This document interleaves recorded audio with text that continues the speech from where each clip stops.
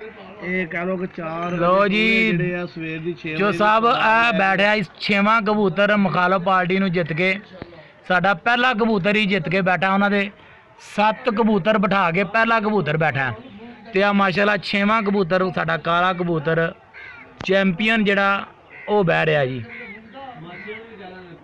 ਇਹ ਦੇਖੋ ਜੀ, ਇਹ ਕਾਲਾ ਕਬੂਤਰ ਹੈ ਜੀ ਤੇ ਇਹ 3 ਦਿਨਾਂ ਦਾ ਵਿਨਰ ਚੈਂਪੀਅਨ ਕਬੂਤਰ ਹੈ ਜੀ। 3 ਦਿਨਾਂ ਦੇ 40-41 ਘੰਟੇ ਬਣਦੇ ਆ ਜੀ।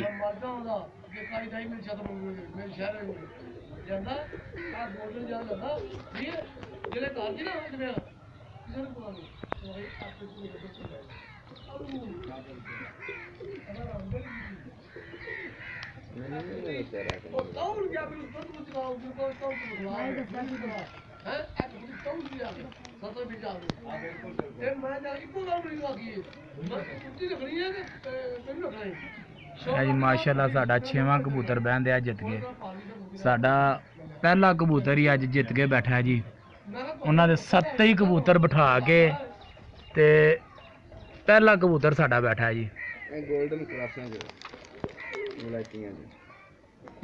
नस्ल भी दस ना लोकां नूं जाए चबड़ा ये जी साडा काला जिहड़ा चैंपियन कबूतर है जी।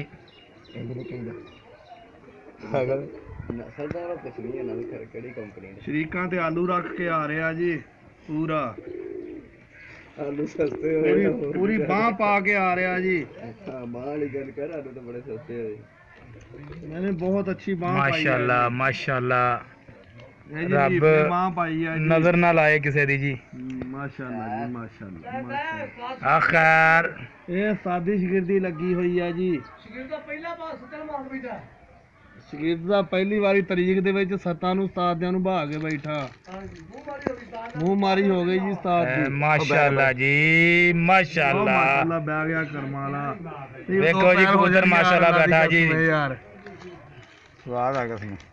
तो दोस्तों अगर मेरी वीडियो आप लोगों को पसंद आए तो प्लीज़ इसको सब्सक्राइब करें, लाइक करें और साथ ही साथ बेल का बटन दबा दें ताकि नेक्स्ट बाजी उड़ने पर हमारी हर वीडियो आप लोगों को मिल सके। शुक्रिया, अल्लाह हाफिज़।